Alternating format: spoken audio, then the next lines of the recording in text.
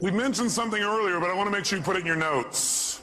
And that is the state we're in the moment, the state we're in at any moment, powerfully impacts the meaning we associate to something. The state we're in the moment powerfully impacts the meaning that we associate to something or that we assign to something. So one way to change what things mean to you is just change your darn state. Is that true? I mean, if you're feeling great, do things just kind of bounce off you that normally if you're feeling upset? Would you change the way you look at them probably, change the way you feel about it? You bet. So we need to really still manage our state. And we talked about that a great deal last session. I want to make sure that that's part of your life's work.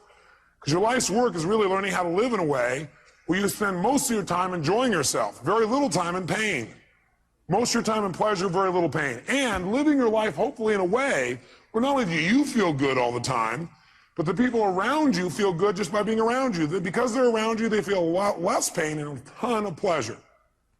See, that's my idea of success. Success is when you've learned to live your life in a way where you experience tons of pleasure every day and almost no pain.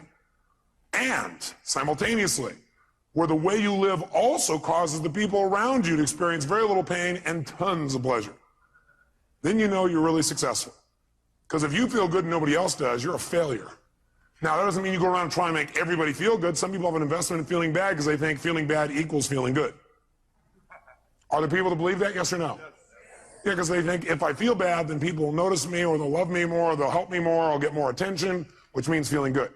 People have weird crap they work inside their head about how to get to feeling good. Some people think I'm going to feel good when I make $1 billion. Some people are like, when I have this, this, and this, when I get married, have these many children, this and this, then I'll feel good. Some people have, well, I'll feel good if I feel bad because then people notice me and make me feel good. Or you could just like choose to feel good. Which one do you think might be a more intelligent approach? Because who's in control there? You are. You don't have to worry about the environment. By the way, when you're feeling good, it tends to make you want to feel even better. It makes you share good feelings with other people, which makes them feel good, which makes them reciprocate usually. Not always, but usually. Kind of nice. So the bottom line is we got to manage our state still. And as a reminder, as far as that's concerned, changing state means change the meaning. And the way you can do it is either by changing your what? Anybody remember from last session? Change your what? Change your what? Change your physiology. Physiology, again, means the way you move, the way you breathe, your facial expressions, your gestures. The way you use your body determines the way you feel. You got to remember that for the rest of your life. If you're not feeling the way you want to feel, first thing you do is just change the way you're moving. Emotion is created by what? Motion. Emotion is created by motion. You have 50 muscles in your face. A slight change in any of these muscles will radically change the way you feel. Remember we did this last time, I think. What I'd like you to do right now, real quick, is create some tension in your body, some tension, then put a big, huge smile on your face while you're doing it and notice how it feels. How many feel somewhat excited when you feel this? Let me see your hands. You know why? Excitement has tension in it. The only difference is you send a different biochemistry into your body. You fire off different biochemicals when you make a smile. Physically, it changes. You want to get depressed? What do? Drop your shoulders, look down, breathe shallow, drool. Right? Change the way you move. Some people have limited emotions because they have limited motion. They're trying to express their feelings and they go, I have something important I want to share with you. Hear me. Feel me. I am man. Feel this? Versus, listen to me. Come on, let's make this happen. Let's do this. Do you understand what I'm talking about here? The more emotion you have, the more emotion you have. And there's certain emotions you're not feeling because you're not making certain movements happen in your face. You want to change that. You want to go for more. See, did I mention to you last time, did we talk about how certain people who live together for a long time begin to look like each other? Did I mention it? You remember why? Because in order to be in rapport, we like people like us.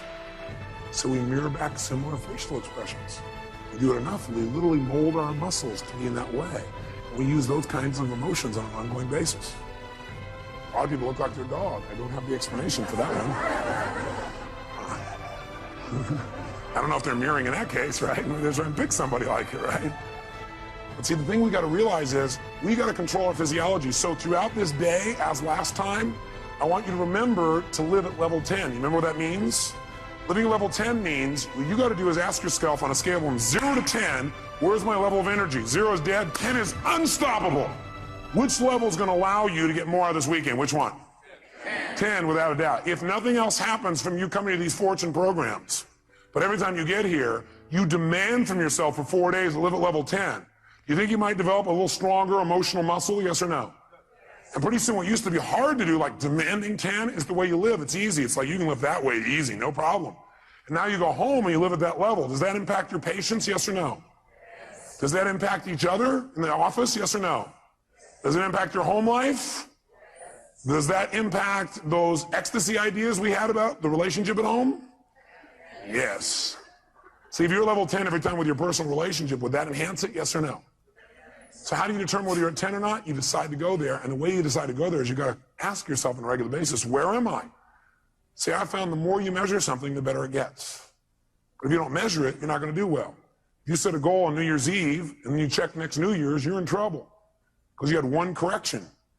It was at the end of the year, it was too late. Once a month, you got a better chance. Once a week, you can really have it. Once a day, you won't have a bad year, you won't have a bad month, the worst you have is a bad day. The more we measure, the better we get. So what we've got to do is ask ourselves, where are we on a scale from 0 to 10? Where are you right now on a scale from 0 to 10? Sit right now like you would if you were at level 10. Okay, that's clear, you weren't at 10 then, isn't it? Come on, sit the way you'd be at level 10. I mean, absolutely, totally energized, excited, having fun, being outrageous and playful. Sit the way you'd be sitting right now if you're level 10. Come on. And oh, you're not at 10. Come on. Come on, this is not 10. Let me see 10 here. Come on, even more energy. Come on. Most of you would probably have to make some noise or do something with your body to get to level 10. Come on, wake your body up. Come on, come on, come on, come on, come on. Come on, wake your body up. Come on. Come on. Come on. Now, this is level 10. Now, go to level 2. And imagine trying to learn in this pace for the next 3 days. Go back to level 10. Come on, go, go, go, go, go, go, go, go. Come on, come on, come on, come on, come on, come on, come on, come on, come on, come on. Now, I want you to commit you're not going to drop below level 8 for the rest of the weekend. Are you willing to do that? Yes or no? Yes, yes or no? Yes. Great. Now, if it's tough to stay at level 10, you want to push yourself to level 20. So just as a reminder, stand up. Remember how we do this? We put ourselves in a yes state. Y'all remember what that means? Good. Then what I want you to do right now is take off your jacket. You have that. Not your blouse, ma'am, just the jacket. And we're going to put ourselves in that yes state. We're going to put ourselves in that state I talked about last time. Remember I gave you a metaphor the last time we were together, a reminder. I said there's a puddle of water here in front of me, and I'm an old person. I come up to that water, what will I do? No, not just walk around it. I'll walk around it and bitch about it while I walk around it. Okay. But if I'm a kid, how do I deal with a puddle? That's right. Yes. Boom. That's the state we're going in. All those who want to do that for the weekend say aye. If you were in that state and somebody like came along and said, yeah, how do kids deal with that? They go, would that be a healthier response than going, it's okay. I'm looking for new ways to hiss and get this person. Would that be more healthy, yes or no? Sure, it's more playful, it's more outrageous. Next time somebody is real bitchy, just get real bitchy back, we'll do it funny. Will that break their pattern? Yeah, you might piss them off even more. Well, at least we're moving them in some direction. So when I say now, what you're going to do is you're going to wake your body up like a little kid again. You're going to scream, wait. You're going to scream and yell and be totally outrageous like a kid. If you weren't here before, you'll catch on quick. Then, at the peak of our being totally bizarre, weird, outrageous, playful, seductive, fun, adventurous, and outrageous again, what we're going to do at the peak of that is we're going to go and we're going to clap our hands and say the word yes right at that moment. And when you clap your hands and say yes at that moment, your job is to create more energy, more excitement, more outrageousness than the moment before. We'll do it faster and faster. At the end, we'll do the will clap. But what I want you to do is go to level 20 on this. On a scale from 0 to 10, you're going to go to level 20. You go, that's impossible. That's why we're going to do it. Because also, once you've been to level 20, level 10 feels like you're relaxing by contrast. Okay, first let's just try the word yes strongly and notice how it feels again. Ready? Yes! Say it again stronger. Yes! Oh, even stronger. Yes! Yes! One more time. Yes! Yes! Does that feel pretty good? Yes! Okay, good. Now, let's put it all together. Be a little kid again, be outrageous, create some energy, come on.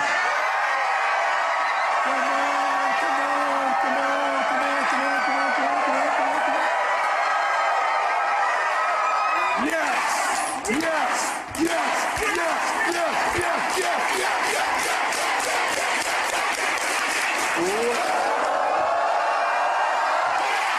Now, how many are now at level 3? Now, some of you here for the first time going, what have I gotten myself into? It's a cult. It's the yes cult.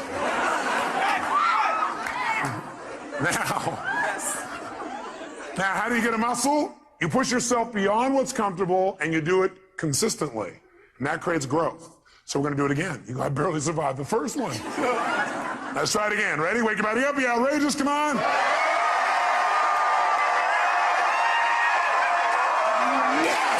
yes, yes, yes, yes, yes, yes.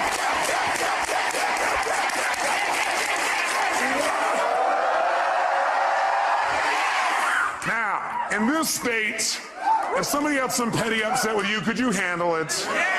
Great. Then get a bouncing hug from the person next to you and grab a seat.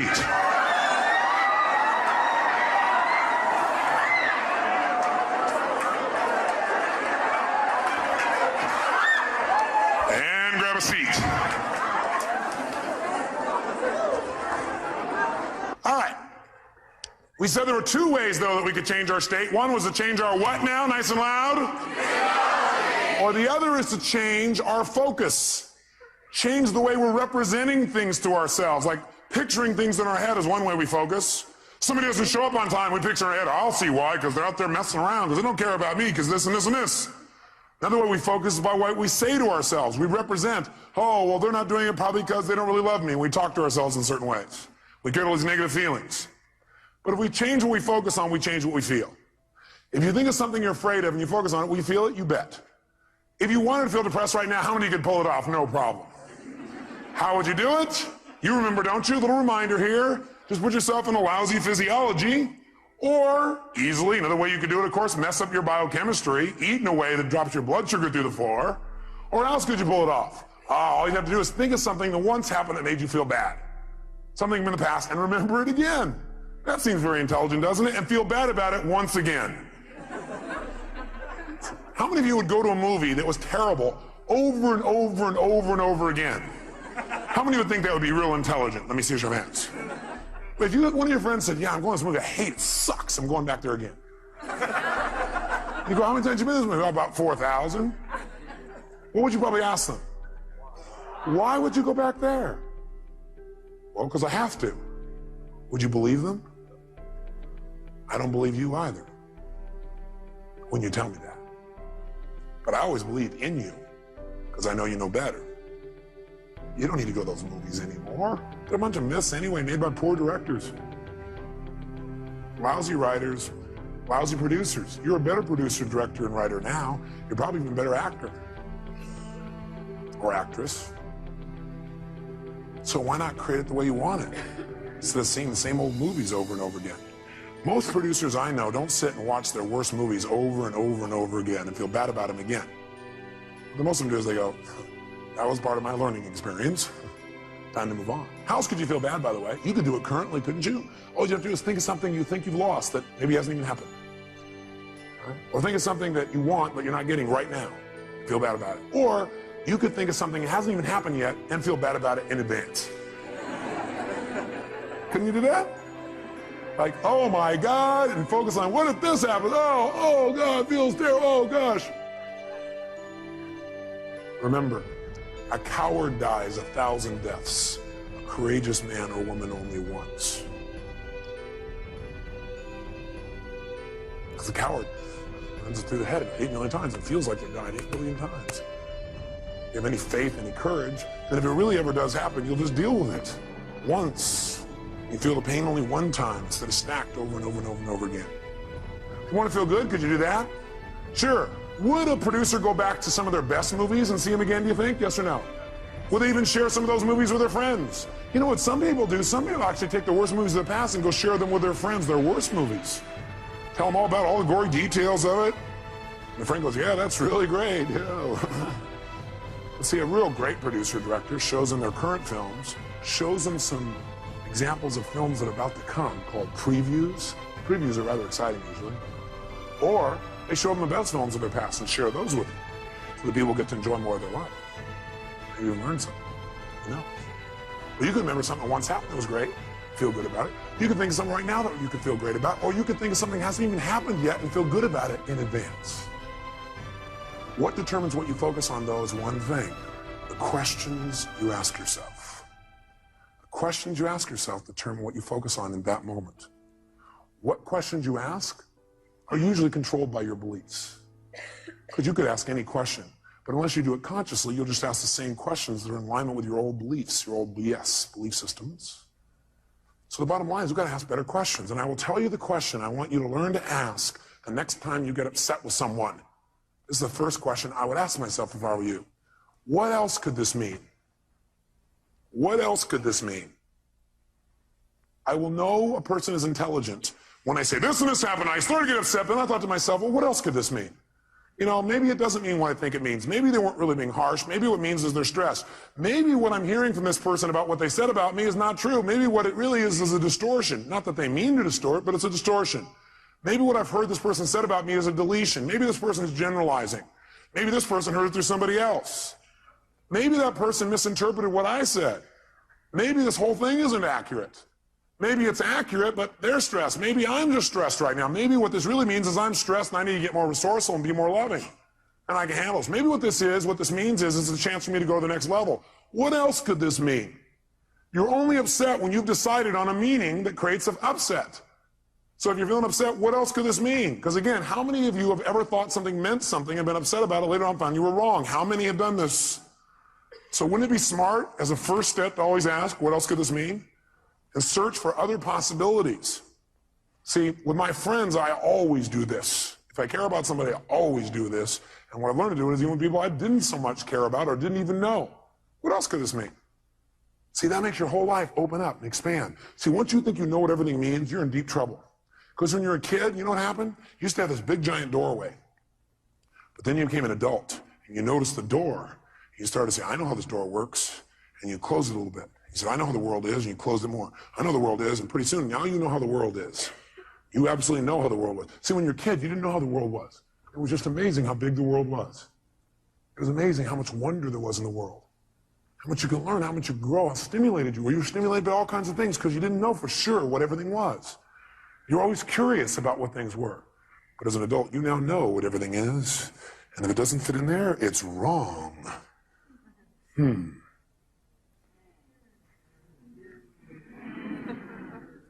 We want to open our door back open by saying, well, yeah, but what else could it mean? What else could it mean? What else could it mean? What else could it mean? What else could it mean? Feel a little freer. The other question I tend to ask myself is, do I know everything there is to know about this? Do I know everything there is to know about this?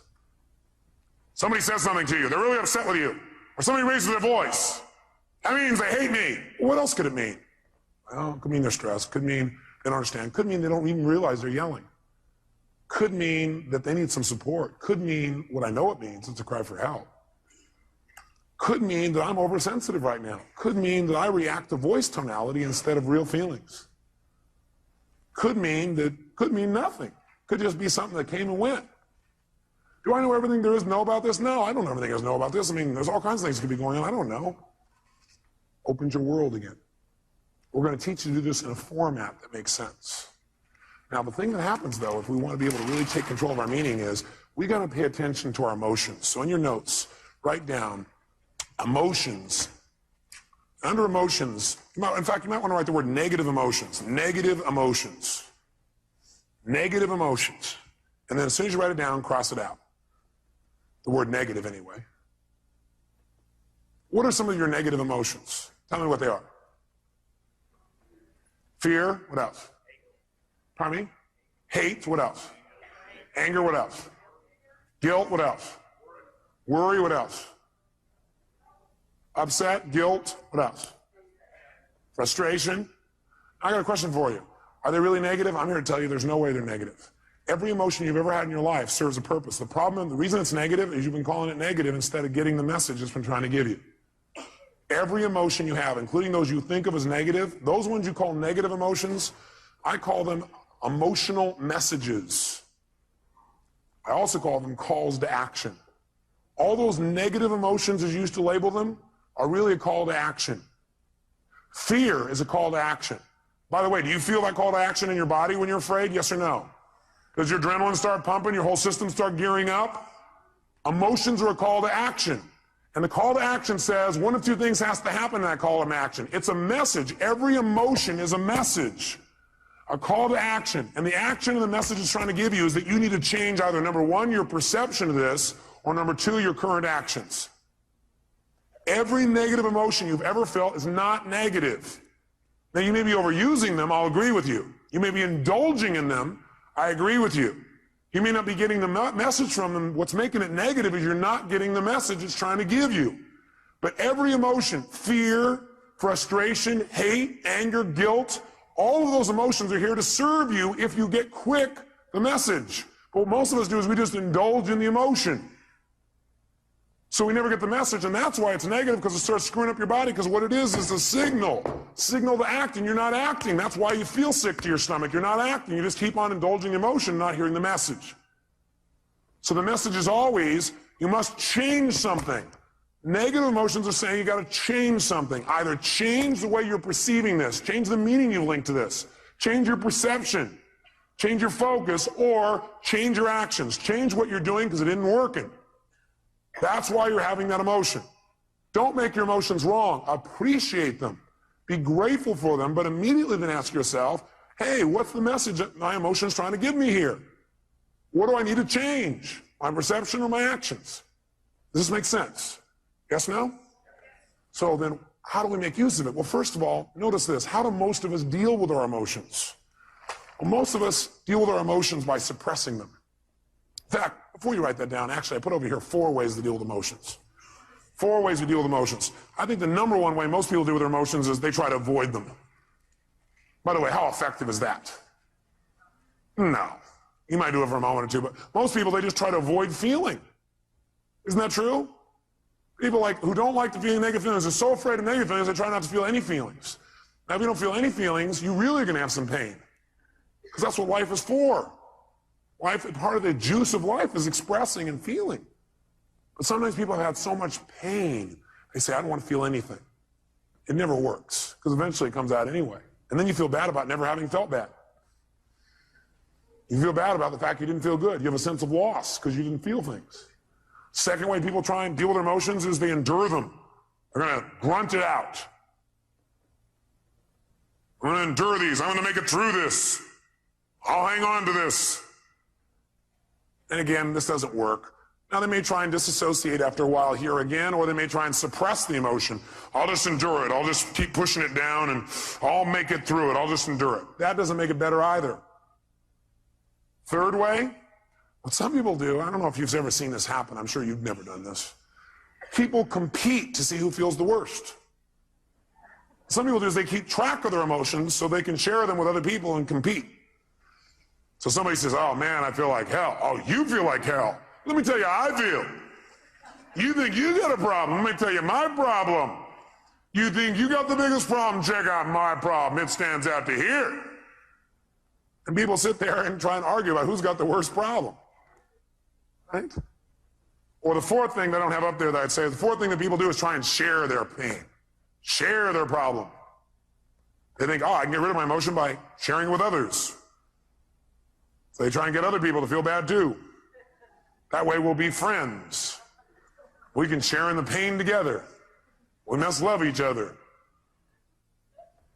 Are these very intelligent ways to deal with your emotions, yes or no? No, you don't want to avoid them. You don't want to endure them. You don't want to compete for who's got the biggest and worst emotion. Try and make yours worse than somebody else's. You don't want to share them. Make them feel bad too. What a friend you are. Instead, what you want to do is step 5. Learn from them and utilize them. You want to learn from them and utilize them. Now, in order to learn from them and utilize them, in order to change an emotion, we have to change what something what's to us. Starts with an M. We have to change what something what? Means to us. When we change what something means, we transform our emotion. We have a transformation. Does that make sense? In other words, if I'm feeling really upset about something, I'm angry, angry, angry. Do I have to communicate that to get off my anger? No, not necessarily. I'm angry because of the meaning I linked up. What if I change what it means in my head and I realize, hey, that's not what it means? Then will I feel angry, yes or no? Yes or no? If I'm really angry about something, I'm angry because of what I've linked up to it. I'm saying, well, I'm angry because they did that and that means this. But if I really analyze it and I look at it for a while and I go, God, that's a bunch of crap. It doesn't really mean that. Then I transform my feeling. Do I now have to go to that person and say, what you did made me angry? Yes or no? Yes or no? No, because I don't have that feeling. I truly don't have it. I'm not suppressing it. I've transformed it. Suppression, however, is when you keep the same meaning, that you keep the same meaning. You're upset about something and you keep the same meaning. You don't change the meaning. All you try and do is stuff the emotion. You try to pretend it's not there. That's suppression. So if you keep the same negative emotion, you don't change how you feel about it. You just try and pretend it's not there. That's suppression, and that's when you get in trouble. So our goal is not just to take things and not suppress them and just express whatever we feel, because if you just go express whatever you feel and you don't think it out, are you going to always communicate well, yes or no? No, in fact, you may say things later on you'll regret in the heat of the moment because you were in state. So what you first want to do is see if you can transform it, honestly and sincerely, and if you can't, then your goal is to get someone to help you to transform it. Go to the source and get the source to help you to transform this. So you know what? I felt this way about this. I made up this bizarre meaning. I know it's not true because I know who you really are. But this is the kind of crap I did in my head. Can you help me? I need to change this. Can you give me some more information or some feedback or help me to clarify this thing? Because I kind of screwed this up in my brain because I know that's not what you meant. That's what I did inside my head. Can you help me out? Is that different than, you know something? The other day when you did this, I felt this, which by the way implies what they did made you feel something. Is that true, yes or no? Does anybody do anything and make you feel something, yes or no? Yes or no? Absolutely not. Absolutely not. Now you have a right to feel the way you feel, but that isn't true that it's actually what made you feel that way. You chose to make yourself feel that way. You communicated that to yourself. So instead of saying, when you did this, that made me feel this, that's implying that somebody made you do something, and that takes responsibility away from the one person who can change your life, meaning you. So I request in the future this.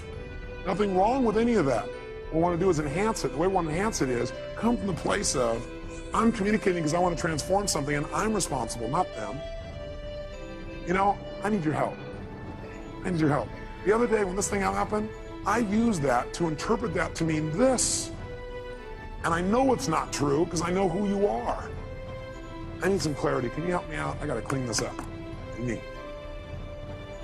Who's responsible? By the way, will they want to help you? Yes or no? By the way, what you're really doing here is making clear what you're really doing, which is you're doing a cry for help. Maybe not crying, you're making a request for help instead of crying. Make sense?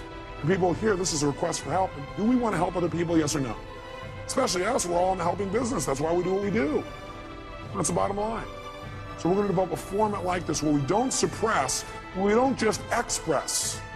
Because you know what happens? If you just go out there and whatever you feel you express, what you really do is you vent. And then you make it right.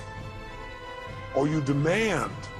See, venting and demanding does not make communication better in the long term. How many would agree with me on this? Okay. We want to go to a different level. We want to transform our communication. We want to transform what things mean to us. Now, here's what I want to be able to have you do. I want you to be able to take the emotions that you're experiencing and be able to deal with them quickly. So I want to give you 6 steps to changing or dealing with, not dealing with, but I guess utilizing is the right word. 6 steps to utilizing any emotions you feel that you used to call negative, which now I call emotional messages, or calls to what? Calls to action. Whenever you're feeling a negative emotion, which we're now going to call emotional messages, it's a call to action, and it's saying you need to change something. What do you need to change? One of 2 things. Repeat back. What are they? Change either number 1, your what? No, well, you would change your physiology, but if you are getting feedback right now, you're getting a negative emotion, that negative emotion's a message. It's saying you got to change either your perception or your actions. And your actions could be the way you're using your body or your focus or whatever. Change your perception or your actions. Now here's what happens when you get a negative emotion or now an emotional message. Number one, you want to identify what the emotion is. So you're starting to feel negative things. You want to identify what is the emotion. Now when you identify the emotion, what the emotion is, like you're really upset, ask yourself, well, what am I really feeling? Underneath this, you might write down the question, what am I really feeling? What am I really feeling?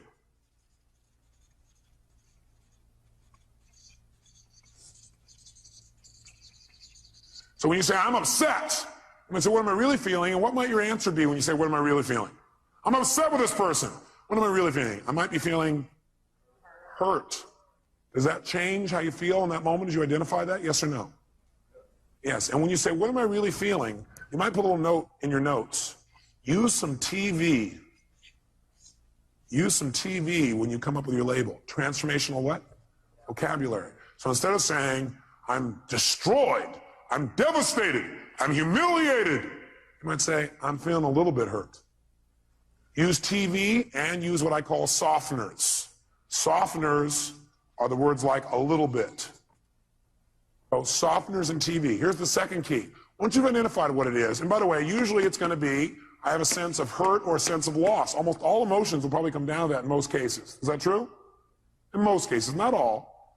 Second thing you do, acknowledge and appreciate the message it has for you. Don't deny your emotions. Don't avoid your emotions. Don't suppress your emotions. Don't make them wrong. Don't share them. Start by identifying what they really are and then acknowledge and appreciate the message it has for you.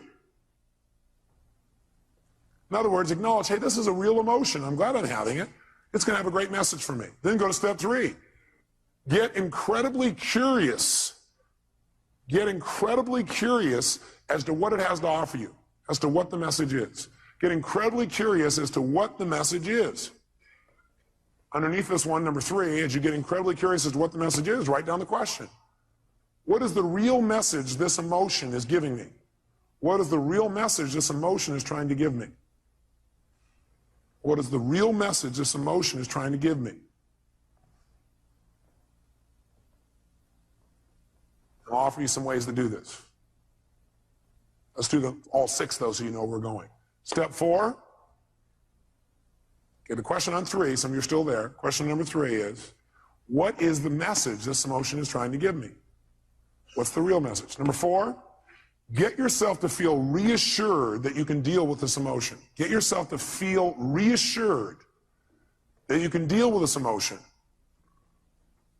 See, a lot of times the stress is, oh my God, how am I going to deal with this? So get yourself reassured you can deal with emotion. And the way you do that is remember a time when you've dealt with this emotion successfully in the past.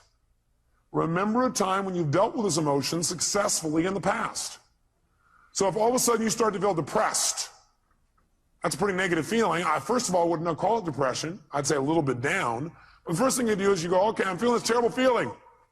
I start to feel depressed. Well, what am I really feeling? Well, I'm really just feeling a little bit down. Okay, great. You know what? That's great. I appreciate that's a message. I need to get curious. What is that message? What's the message this thing's trying to give me? And what depression's message usually is, by the way, is you need to reset your priorities. That you don't feel like you're in control. That you got too many things going at once. You feel out of control when you're depressed. So what you have to do is set some priorities and go do the first one on your list. That's what the message is telling you. You feel out of control. The way to get in control, reset your priorities and go do one thing and complete it. The minute you do, your self-esteem will go right back up. So that's a message. So what's the message it's offering me? And by the way, I'm going to teach you the 9 most powerful emotions that you probably experience, what their messages are. So you won't have to wonder about this. You'll know what they are. Step 4, get yourself to feel reassured by remembering times when you've dealt with this in the past. Have you ever felt a little bit down before, what you used to call depressed? How many have ever felt that way in the past? Let me see your hands. How many have dealt with it? Let me see your hands. Great. If you remember that, 2 things happen. You're going to feel reassured you can deal with it, plus you're going to remember how you did it, which means you can use what you did in the past to change it right now. Why wait? Most of us forget the best parts of our past, which is how we dealt with things and turned them around. We just remember the negative feelings. That's kind of weird. Maybe we need to manage our memories better. Remember the things that have resources for us and forget the things that don't. Number 5, get certain that you can handle anything like this in the future. Get certain. Not only can you deal with the emotion you have right now, but what you should do is use this as an opportunity to be certain for yourself. Get yourself certain. If it ever happens in the future, I'll handle this emotion quicker and easier. Get certain that you can handle anything like this in the future by rehearsing yourself dealing with it in the future. In other words, think of a time in the future where this depression could have come up and see yourself, feel yourself rehearsing again. Use this as a tool of empowerment. So you remember a time when you were depressed before, you were a little bit down, you turned it around. Took you a little while, but you turned it around. You remember what you did. Oh, I dealt with this before, I can deal with it again. And then you say, let me take this opportunity to get certain that I can handle this if it ever came up in the future. And the way I'm going to do that, I'm going to sit down right now, and I'm going to think of, okay, what kind of things might happen in the future? I might get depressed. Well, I might expect something didn't work, feel bad about it. Let me think of a time like that. Okay, let me see myself, hear myself, feel myself deal with it. You see, hear, and feel yourself dealing with it easily. And you do this 2 or 3 or 4 times. If you keep doing it 2, 3, or 4 times, then in the future when it comes up, guess what your brain will do? Your brain will go, oh, I can handle this. I'm already prepared. How many are following the logic of this? Let me see your hands. Okay? So get certain you can deal with it in the future by rehearsing. And by the way, remember this. You might want to put this in your notes. Your brain cannot tell the difference between something you vividly imagine and something you actually experience. Your brain cannot tell the difference between something you vividly imagine, where you see it, you hear it, you feel it, you taste it, you touch it, you smell it in your mind, and something that actually occurs. If you doubt this, have you ever had a dream that was so real you had every physical response to it? How many have had a dream like that? Okay, you can have a dream anytime you want, even while you're awake. All you have to do is rehearse something in your mind enough times, vividly enough, and it's real. If you over and over again rehearse yourself dealing with emotion easily, then it's real. Next time it comes up, you've already got the programming. You already have the resources to turn it around in a heartbeat. Then this emotional message, it's dealt with for the future, not just for today. And the 6th step, take action and change your life. Whatever the message is, take the action that you need to take and change your life. Do something. Doing something always will change how you feel. You feel bad because you're not doing anything. And by the way, you'll continue to feel bad until you do something to change. So you do anything, it'll improve you and move you in the direction you want to go. So let's take another example. What's another negative emotion you feel? Let's hear an example of one you felt recently. Somebody raise your hand. Rejection. So what's the first step when you think you're feeling rejection? What's step number 1? Come on, guys, what is it? Identify it. Specifically, identify what the emotion really is. Let's call it that. Identify what the emotion really is. Identify what the emotion really is. So you ask yourself, what am I really feeling? So a person said rejection. What were you really feeling? Shh, no, let him answer it. That's your answer. His answer was disappointment. Is that different than rejection, yes or no? Yes or no? Yes, and by the way, when he realizes he's just disappointed, it's not as intense as rejection, is it? What happened with one question? His pain just dropped. Still painful probably, but not anywhere near as intense. Am I false or true on that? Okay, great. Now, so he's disappointed. Great, so now he knows what he really is disappointed. He might even add some TV or a softener here. And the softener might be, he might say, I was a what? A little bit disappointed. Well, I'm a little bit disappointed. Okay, that makes it even less. Now what does he do? Number 2, does he make himself wrong for feeling that way? Yes or no? Yes or no? What does he do? He needs to acknowledge and what else? Appreciate the fact that he's getting a very valuable message. And it's a message he needs to change something. He needs to either change his perception about it so he's no longer disappointed, or he needs to change his actions so he doesn't be disappointed now or in the future. Step 3, what does he need to do? Get incredibly what? Like a little kid? What? Curious. When we're curious, do we learn things more? Do we learn better when we're curious? You bet. So he needs to get incredibly curious about what this message has to offer him. If you were really curious, what do you think that message really had to offer you?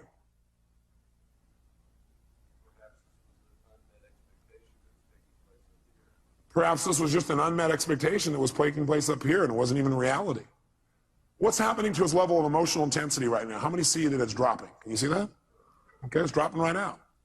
You go, great. Can you remember a time? Next step is get himself what? What? Great. And the way to do that is get him to what? Remember a time when he's dealt with it. Have you ever been disappointed before and dealt with it? Can you remember a specific time? And you turned it around, made it good? Can you remember a specific one? Think for a moment of time when you turned around and you made it great. You actually took it, made it to your advantage. Remember a time like that? How'd that feel? So you know how to deal with this, don't you? Well, I got a question for you. What did you do back then that changed it? He redefined the terms he was going to use. He changed his perception or his rules. Great. How'd that feel when you resolved it? So great. So when he goes to reassure this, two things happen in the reassurance. One is he sees he can deal with it. He sees and feels he can deal with this easily. And number two, he sees how. And number three, he remembers how good it feels to relieve himself from the feeling. So he remembers how good it feels to get rid of it. Which, by the way, makes him want to get rid of it right now. And what's the last two steps? Step number 5. What do we want to make sure? We want to make sure he doesn't just not feel bad about it anymore now, but we want to make sure his future's better. We want to get him what? Get what? Certain that he can handle this in the future.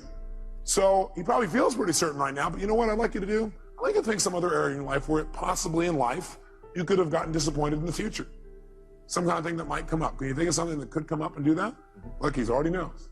Close your eyes for a minute. And just for a moment, what I want you to do is I want you to think of that thing starting to happen when you start to get disappointed or feel rejected, actually, is what you did initially. Then you realize you're just disappointed, and then you just handle it. See yourself handling it in the future even better than you have in the past. And notice how good it feels the minute you handle it. Can you feel that? Think of another time, something else that could happen in the future, where it might have been a real major disappointment. But see yourself handle it real quickly, real easy, getting off and making it work, and notice how good you feel as soon as you handle it. Got it. Okay, do it one more time. Do 3. Do a third one. Some other area of your life where you're really disappointed. See and feel yourself handling that real easily, real quickly. Got it. How do you feel about your ability to deal with this in the future? More confident. How many can hear it in his voice? You hear that? Hear the depth in his voice. The last thing is, go take action and change it. He may have already done that if it was changing a perception, or he can go do it physically. How many follow the system? Okay, we're going to do one more. I need a volunteer up here so everybody can see this person, because if you would have saw his face just now, it changed. Somebody who's had an emotion that you really, recently had and it bugged you, or created some negative feeling for you. Somebody's got one of those. Oh, nobody in the whole room. I don't want to be out there. I don't know what he'll do. Boy, all his people here are pointing to this guy here. Is that your staff pointing at you, Dr. Bob? Dr. Bob, give him a hand. Yes, indeed.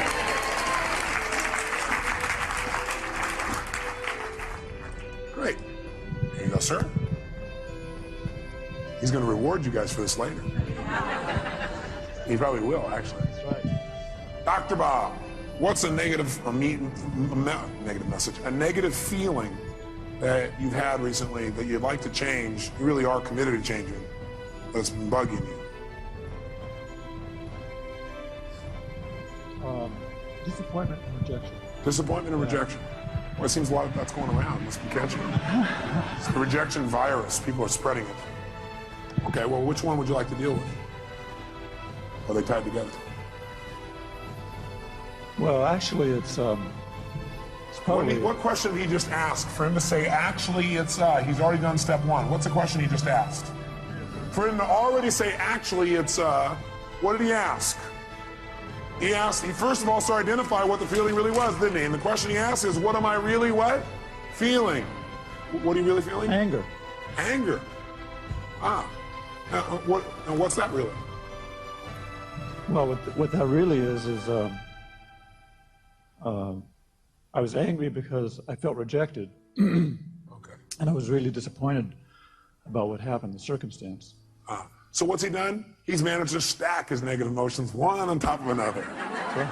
And by the way, this is unique to Dr. Bob. Nobody else you know does this, do they? But what are you really feeling? All that stuff, what's behind all that stuff? You just really feel what? Rejected.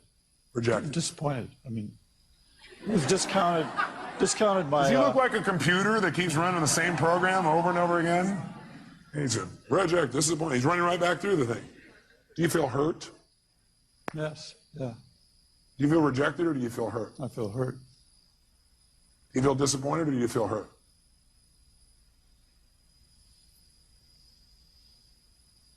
Or do you feel a sense of loss? A sense of loss. Do you feel rejected or do you feel a sense of loss? Sense of loss. Do you feel angry or do you feel a sense of loss? Sense of loss. Do you feel hurt or do you feel a sense of loss? Loss. What does it always come down to? Loss. Now we can call it whatever we want. Okay? So he's identified it.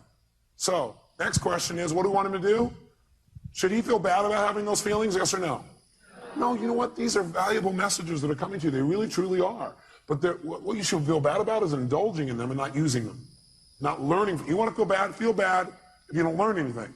Then feel bad. And then get tired of feeling bad and just decide to learn something. Because you can learn something as soon as you ask, what can I learn from this, right?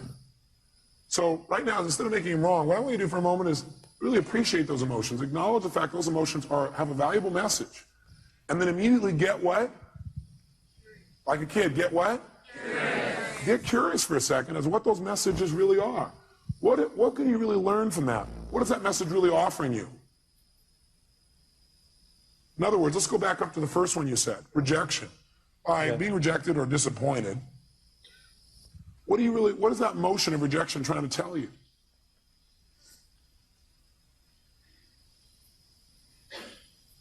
The relationship's important. Love's important. It's telling him that relationship's important, that love is really important to him. Is that a valuable message? Yeah. What was that disappointment telling you? What was the message it was trying to tell you?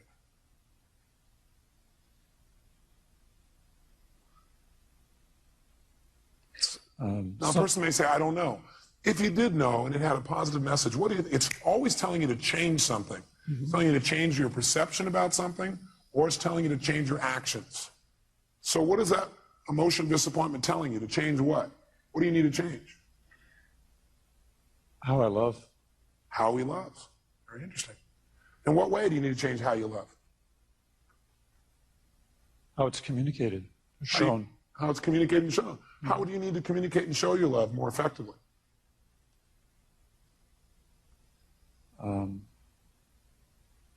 curious. Is that better than feeling rejected, disappointed, and lost? Yes or no? Yes. Is this a powerful transformation in this man? Yes or no? Yes. Okay, good. So stay curious, because that's it. Instead of going, oh, I don't know the answer. We don't know the answer, and you're a little kid. What do? You get even more what? If you don't know the answer, don't go, oh, God, I don't know the answer, but at that time I don't know, I feel so. Instead go, I'm getting more curious. You have plenty of time. Because curiosity is valuable. What would you get?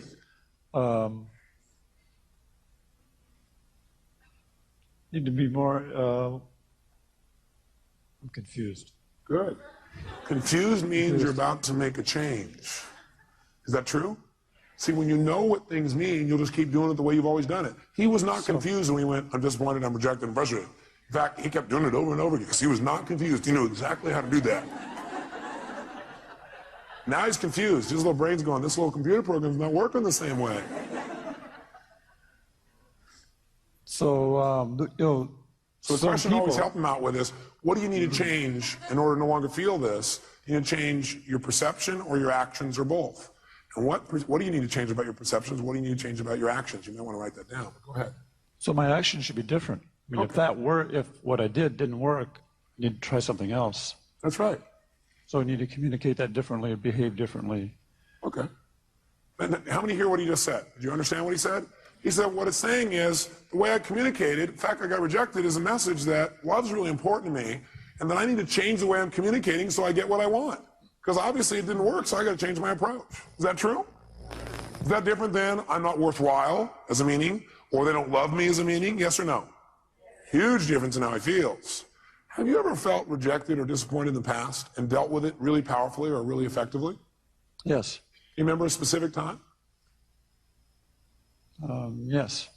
Okay, go back to that time. And remember how you dealt with it and how you turned it around and made it something positive. Okay. How'd that feel, first of all? Great. A sense of accomplishment. Yeah, that's right. And how did you do it?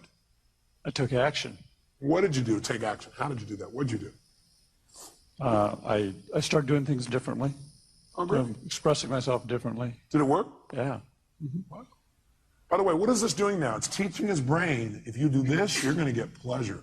What you used to do gave you what? Pain. The brain is always trying to avoid what? And move towards what? He's teaching his brain right now. He's rewiring his brain a little bit here. Now, by the way, I keep using these computer metaphors, and I see some of you get pained when I do that. I think it's because you think, oh, do you think I'm just a computer? No, I see you as a spiritual being who also has a filtering system. And that filtering system, sometimes you allow to take control and keep you from doing what you do naturally, which is just love and appreciate other people, including yourself. Okay? So we got to deal with both sides. How it is, how we operate unconsciously, as well as who we are. We want to deal with how we operate so we can be more of who we are. Now, I'd like you to think about this for the future. First of all, you feel pretty good about you being able to deal with it right now? Yes. Yeah, and by the way, does he really look like he can deal with it now, yes or no? So think about the future. I'd like you to think of some place in the future where you could have felt rejected or disappointed, something that could come up that could cause you to feel rejected or disappointed. Okay. Okay? Close your eyes if you would, and see yourself using your skills, handling it 10 times better, quicker, more easily, turning it around right away. And feel how good it feels to turn that around. Okay. How does that feel? Feels good. Yeah. Can you do it? Yes. Easily or hard? I can do it. You can do it. Okay, great. So now I want you to do it. That's great. So now I want you to close your eyes. And I want you to think of another time when it would come up. Only this time I want you to do it easily. I want you, there are resources inside of yourself you haven't thought of before, and I want you to do it and even enjoy it.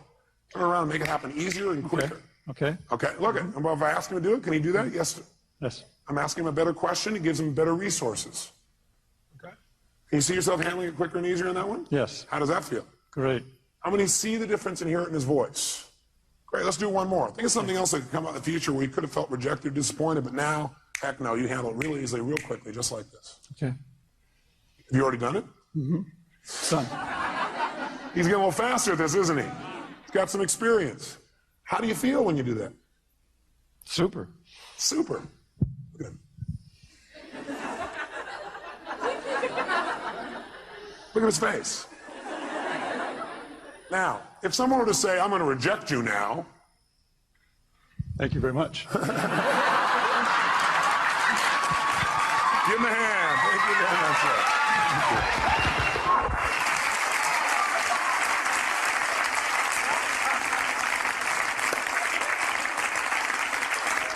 So, I want you to try this. Let me help you another step. Would it be useful instead of you seeing, well, none of you are inside here trying to search around going, what does this emotion mean? I don't know what it means. Let me give you 9 emotions and what they usually mean. Okay, would that be helpful? Great, sit up in your chair with some energy then. Put yourself in a peak state. And let's take a look at what 9 of these emotions, or 8 or 7, or whatever I put up here are. Number 1, fear. So if you're feeling fear, what does that mean usually? What's the message? The message always is that you need to change something. Is that true, yes or no? So every negative emotion means I've got to what? I've got to what? Change something. Either my perception or what I'm doing. Fear means that you got to prepare for something. You're afraid because your brain's saying message is prepare. Change what you're doing and get more prepared. Prepare for something that's going to happen so you're better prepared for it physically. Now sometimes we just indulge in the emotion and we stay in the fear and we really aren't prepared. For example, let's say you're going to get up to speak in front of a group and you're prepared, but you still have fear. It's because you got the message, you did the work, but you didn't shut the emotion off and say, you know, I am prepared. No reason to be afraid anymore. I'm ready. I'm ready. You never told your brain, it's okay. You don't have to give me the message anymore. I've done my work. Okay? So it's saying you need to prepare for something. Maybe it's a physical challenge. Maybe it's preparing for some loss that may be coming up. Something's about to come up and you need to be prepared for it. Okay? Just get prepared. But once you get prepared, get off it. Let your brain know, okay, I am prepared. Move on. Focus on what you want now. What's hurt? Hurt usually is telling you an expectation you had has not been met. Just telling you, hey, you have this expectation, it's not met. So what should you do when you have an expectation that's not met? You should focus on what you do want now. Write down your notes. Focus on what you do want now. Don't keep focusing on why you're disappointed or how somebody disappointed you or how you feel so hurt by them. Okay? An expectation wasn't met and you need to change your approach. Focus on it. Or it means you need to change your communication. Hurt means You expected someone to treat you a certain way, and they didn't treat you that way. So you need to change your communication. You need to come to them and say, you know, I need your help. You know, when you communicate that way, in the past, I've interpreted that to mean you didn't care. I know you care because I know how much you love me and I love you. But, you know, could you help me out in this way? What does it really mean to you when you do that? And then listen. Say, you know, in the future, I'd really appreciate it if you do it this way instead. Would that work for you? Would you be willing to do that? Okay, great. Fantastic. It's a message that says you got to communicate your needs better if you're feeling hurt. Hurt means I need to communicate my needs better. Or hurt also means I need to meet someone else's needs. So you feel hurt because you need to meet their needs. That's why they didn't meet yours. Either you're not meeting their needs or you're not communicating how to have your needs be met. Or you have an expectation, you need to move on. This is not going to work out, so we're focused on what will. Third, anger. Anger is a message that says you have a major rule that's been violated. When you're angry, you have a rule that's been violated. We all have rules about how things must be and how they should be. And boy, some rules, if somebody violates some of our rules, man, we really get angry, don't we? By the way, you may also be angry because you violated your own rules. Is that true? Yeah, you're not doing what you believe you must do, and you get angry with yourself. Sometimes when we get angry with ourselves, we spread that out towards somebody else, find somebody to lay blame on. 4, frustration. Frustration is a message that what you're doing isn't working, and that you need to what? Change. If you're frustrated, it means you still can succeed, but you got to change. You're frustrated, it says, God, something's here and you know you could succeed, and you're frustrated because what you're doing isn't working. Change and you can still get what you want. Flex.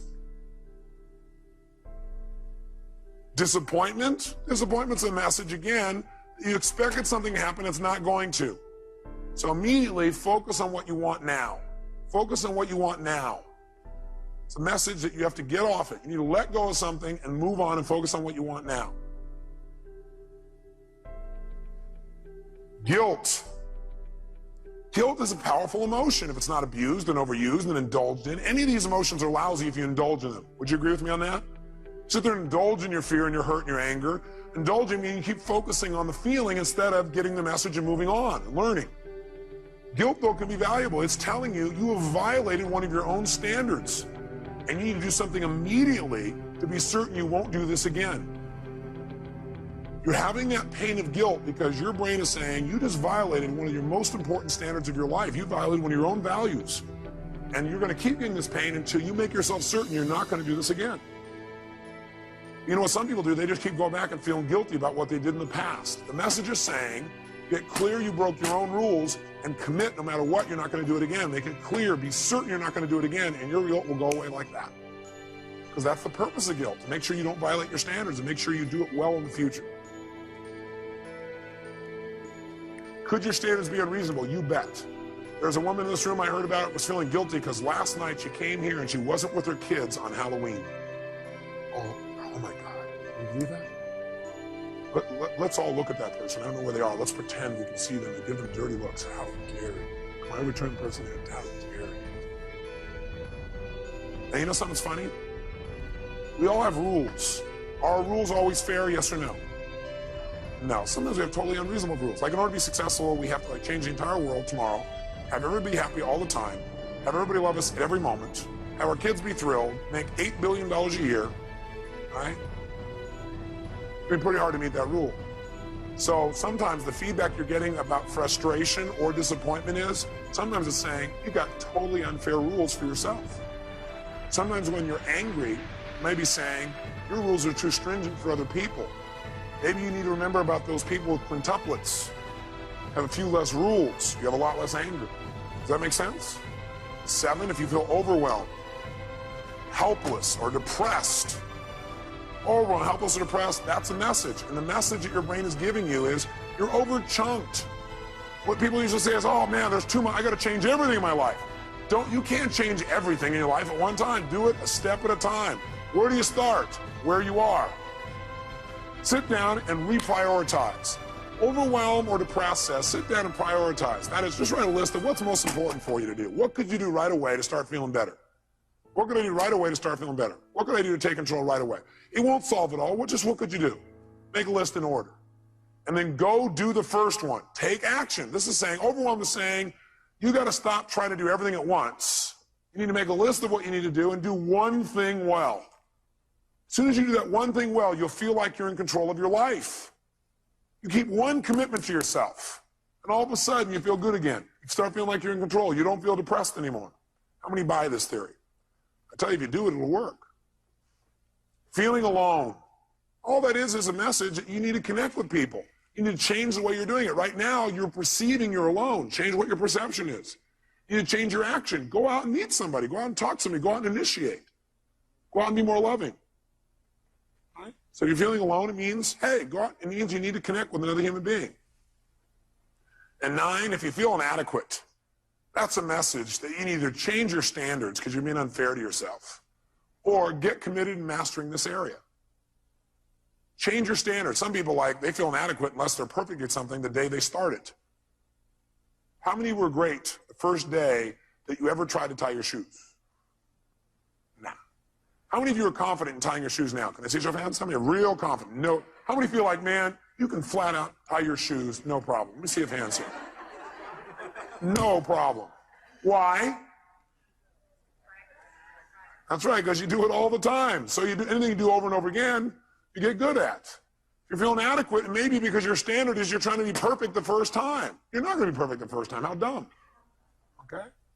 Does this list help you? Yes or no? Great.